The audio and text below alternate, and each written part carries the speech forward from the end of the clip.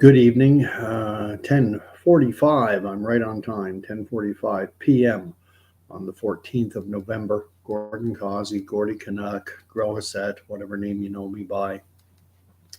Wanted to talk this evening quickly about today's press conference held by Dr. Kieran Moore, who is Ontario's Chief Medical Officer of Health. I actually took the time to watch it live, streamed. I think it's on Ontario Public Access Government channel. They stream it to YouTube, and I was able to watch it. And Dr. Moore did not mandate masks. I think, as I was saying yesterday, that was what I was anticipating. I anticipated that it would be urged in the strongest possible terms. And actually, the terms didn't seem that strong when Dr. Moore was speaking. And that's because the first half of his message or more was delivered. He simply read off a teleprompter. And if you didn't know he was reading off a teleprompter, he made it perfectly clear when the teleprompter malfunctioned and he had to stop and he said, "Oh, I'm having a problem with the teleprompter." The one thing is, I noticed in his tone, doctors are taught to be emotionally detached, to be very even keel. And so Dr. Moore's tone was very bland, absolutely devoid of any emotion. The message he was saying, I would submit, it was Helen Lovejoy, for those who know the old TV show The Simpsons. Think of the children, but minus the emotional quaver in the voice. And I've linked below, I'll give you a quick synopsis of an article that's been published today to Cable Pulse 24. That's a Bell Media outlet, written by Chris Fox of CP24. He's their managing digital producer.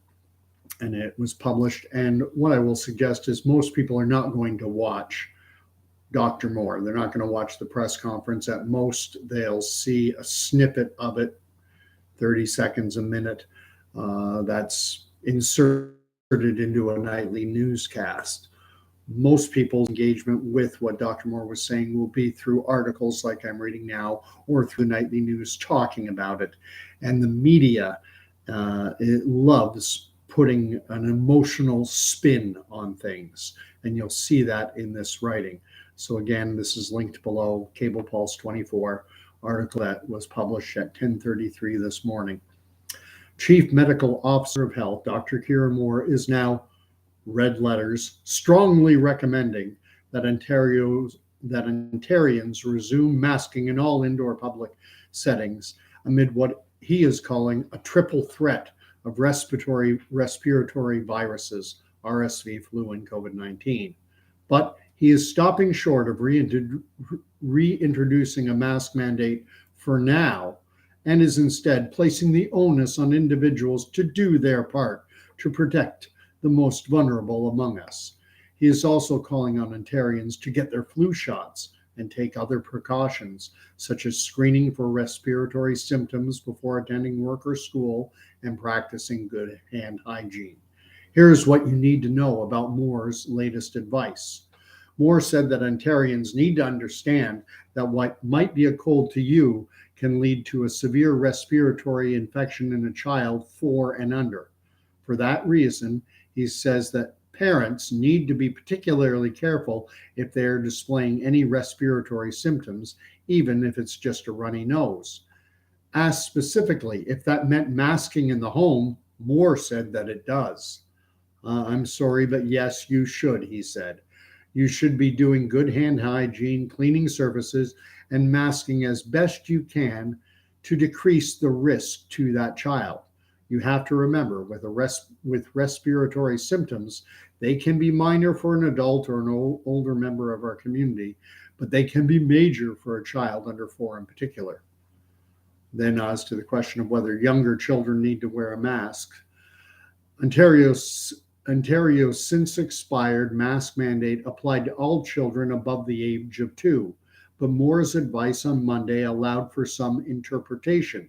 He said children ages 2 to 5 should wear masks in indoor public settings, but only if they can tolerate the mask and safely put it on and off. I wish he had gone into the detail that no one should touch another individual's mask, and that's per everyone. All the experts are at least in agreement on that aspect, whether they like masks or not, whether they agree masks have any efficacy or not. If you're going to wear one, you have to handle it yourself. You cannot handle the mask of another individual. And I've referenced it before. Many will have seen videos of children in daycare settings with daycare workers forcing masks onto children who keep ripping them off. And that's criminal. Moore says that Ontarians should be masking in indoor public settings in an attempt to protect the healthcare system. But as the weather gets colder, he said that he's particularly concerned about potential viral spread within social settings when children are present. He said he has been told that at the hospital for sick children, about half the kids who are currently on ventilators in the ICU have RSV, while the other half has influenza. And I'll end it there. If you want to read the rest of the article, go ahead. But I wanted to stress a particular point, and that's, are we really surprised at what we're witnessing now? Because at the very beginning of COVID, there were some highly recognized experts who were warning that this is exactly what we should anticipate. There were two doctors in Bakersfield, California, one of whom is named Dr. Erickson. He and another individual also with degrees in immunology, all the accreditations needed to express an expert opinion. They did a press conference in April of 2020,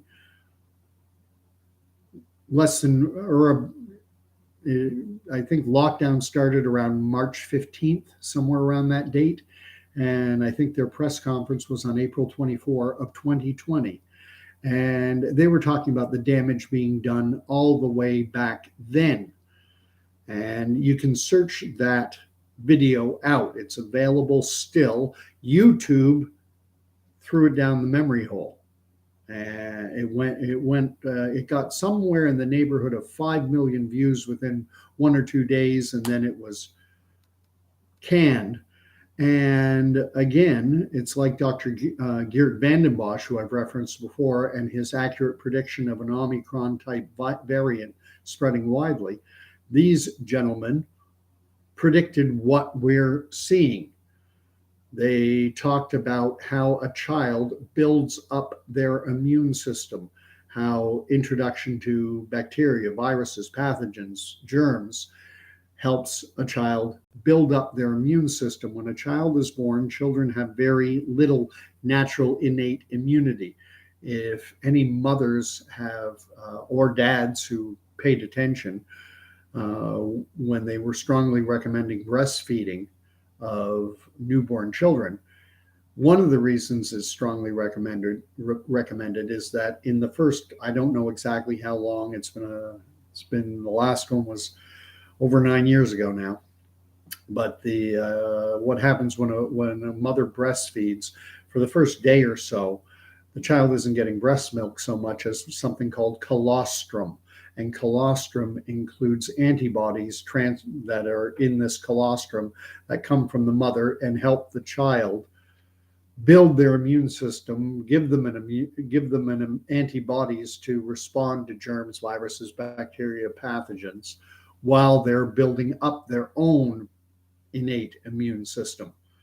And so what we had was these doctors were warning that the cure was worse than the disease, that we would be creating people with weakened immune systems. We're sanitizing the world, sticking masks on our faces. We're staying indoors, avoiding sunlight, which means we're not getting enough vitamin D or getting enough sunlight, which creates vitamin D, which is essential to a healthy and robust immune system.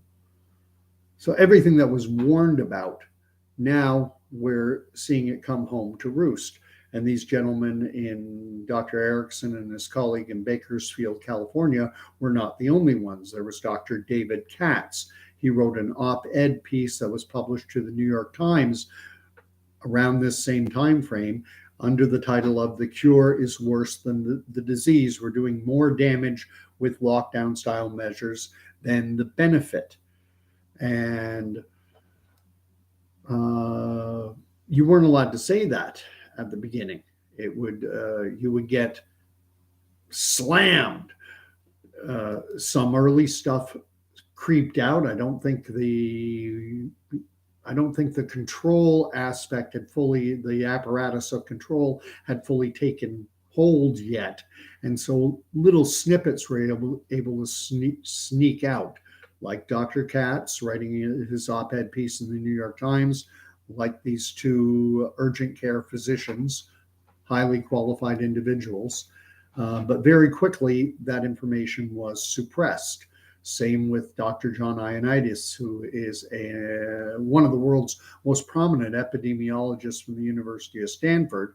He published a study saying that showed that COVID was spreading like crazy, even 55, up to as much as 50 times, 55, as much as 55 more times than what testing was identifying, which indicated that it was, largely speaking, a nothing burger, that the overwhelming majority of people getting SARS-CoV-2 were basically either having very mild symptoms or no symptoms at all.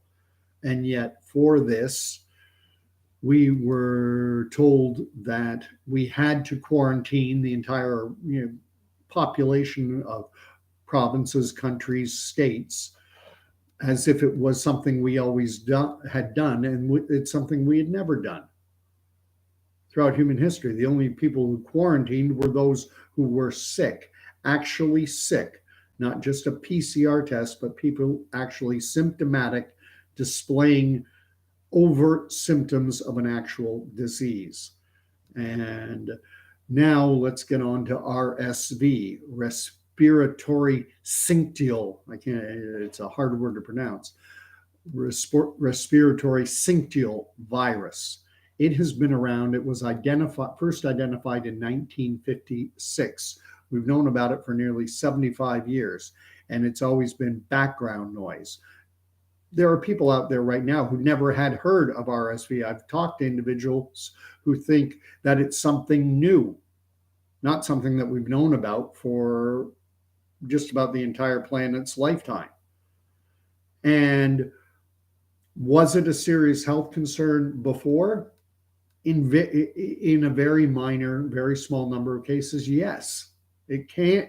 RSV, for someone with a weakened immune system, can be a serious disease, and that was the case before COVID. But now it's become a serious disease for a much larger segment of the population. Dr. Kieran Moore is talking about it, those 4 and under. Who are the people 4 and under? Who are these kids? When COVID started, they were either infants, toddlers, or they weren't even born yet. And now they've been born or have grown up in a world their entire lives pretty much, and where they have been sequestered, kept away from germs, viruses, bacteria, pathogens, and their immune system is weak. They're coming into contact with RSV, and it's proving to be a very serious disease for them. So what is Dr. Moore's suggestion? And this gets to the title of this video, Stupidity, repeating the same behavior while expecting a different result. Well, let's do more of the same. Let's stick masks on everyone's faces again so that we can keep ourselves away from that which we need to confront in order to build up our immune systems. And earlier today, I came across a gentleman who I had not come across before. And this is a researcher with the University of Laval. He is I'm flipping around on my computer to get his bona fides, and of course, when I haven't had a page open for a while. Patrick Provost. Patrick Provost. He's from Quebec.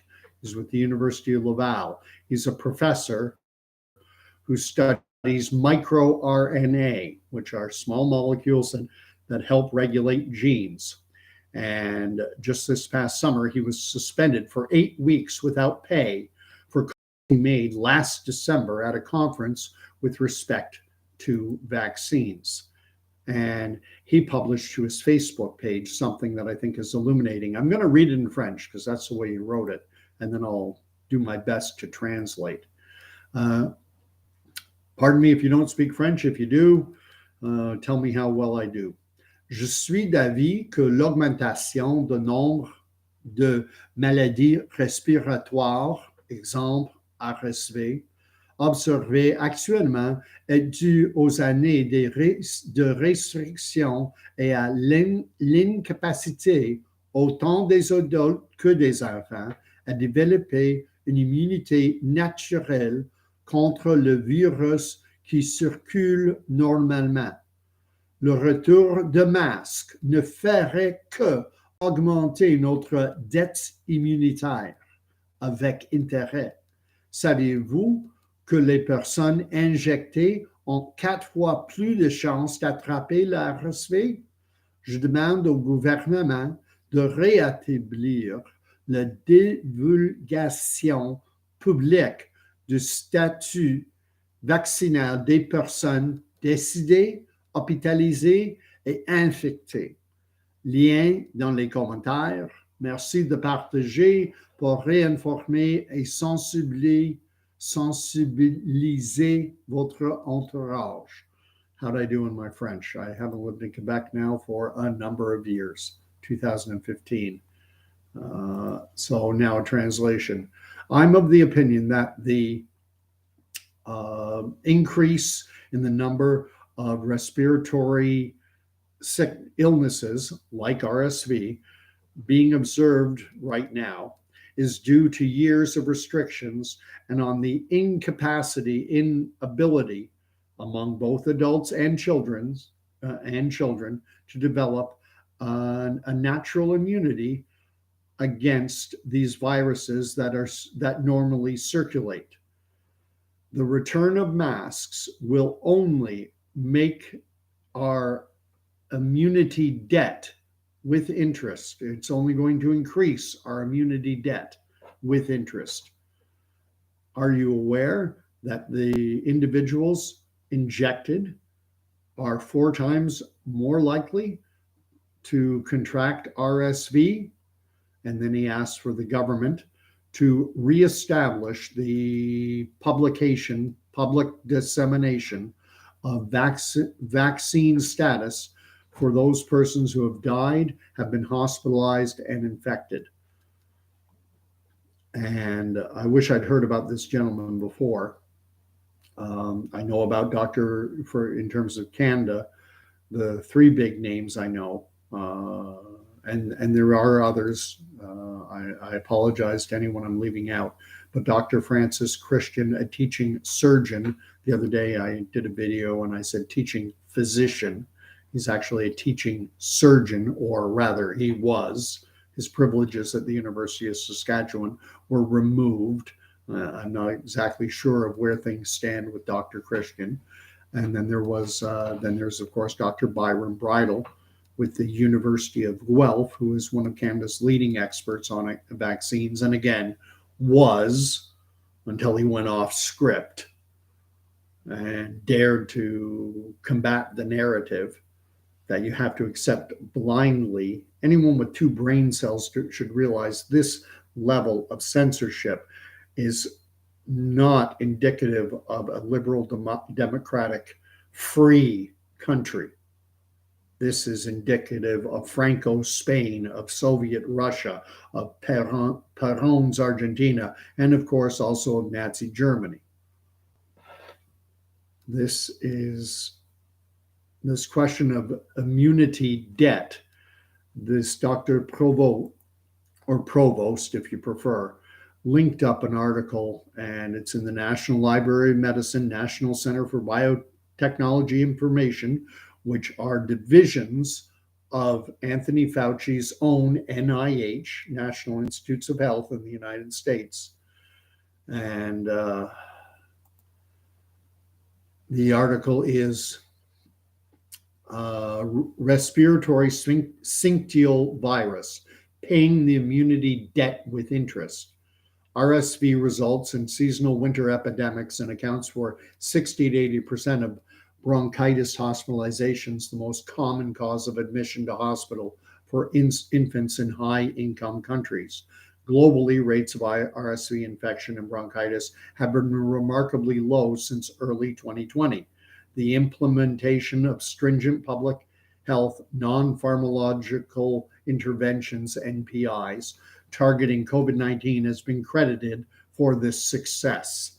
Nevertheless, concerns have been raised about the potential for more severe RSV epidemics in the future due to a so-called immunity debt, a term proposed to describe the paucity, meaning lack of, the paucity of protective immunity arising from extended periods of low exposure to a given pathogen, leaving a greater proportion of the population susceptible to the disease. This is a commonly held theory. You can find it, look up George Carlin talking about germs. George Carlin's no doctor, but he's got a real gift with language.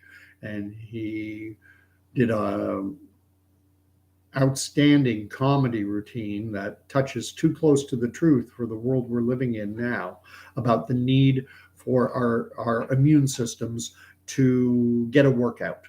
It's almost like, like equating it to a gym. Your immune system needs exercise.